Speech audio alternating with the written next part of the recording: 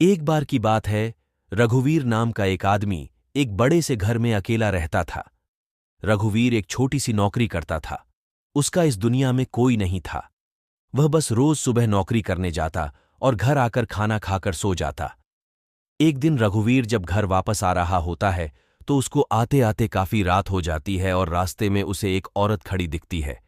अरे इतनी रात में! ये औरत यहां सड़क पर क्या कर रही है? चलो, चलकर पूछता हूं। रघुवीर थोड़ा और आगे जाता है, पर फिर से वह औरत आगे पहुंच जाती है। रघुवीर फिर उस औरत को जोर से आवाज देता है, पर वह औरत अचानक गायब ही हो जाती है। रघुवीर बड़ा हैरान हो जाता है। उसे कुछ ठीक नहीं लगता और वह जल्दी से घर आ जाता है। रघुवीर जैसे ही घर पहुंचता है तो उसकी आंखें फटी की फटी रह जाती हैं। ही औरत उसके घर के दरवाजे पर खड़ी होती है। रघुवीर थोड़ा आगे बढ़ता है। उस औरत के बड़े ही लंबे लंबे खुले बाल होते हैं, बड़ी बड़ी सुंदर आंखें, और जब वह बोलती है तो एकदम मीठी आवाज। क्या ये घर आपका है? हाँ, हाँ, मेरा घर पर। आपको मेरे रास्ते में देखा था, फिर आप अचानक ही गायब हो गई। जी नहीं, बस वो अचानक वहां से चली गई थी, क्योंकि वह रात बहुत हो रही थी और आप मेरी तरफ आ रहे थे तो मैं डर गई और वहां से फटाफट भागी। अच्छा, तो यह बात थी। पर मैं ऐसा आदमी नहीं हूं।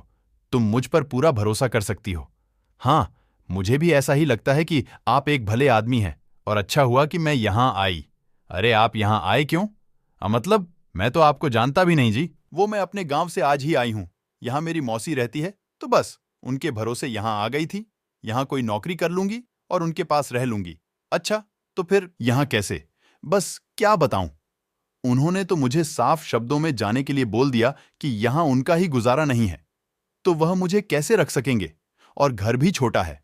बस फिर मैं तुरंत वहां से निकल गई और उन्होंने मुझे रोका भी नहीं। तब से अपने रहने के लिए किराए पर घर ढूंढ रही हूं। यह तो आपके साथ बहुत ही बुरा हुआ। तो फिर आप यहां कैसे आई?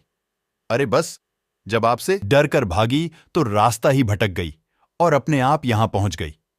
फिर मैंने इस घर के बाहर एक बोर्ड देखा जिस पर लिखा था कि एक किराएदार की जरूरत है।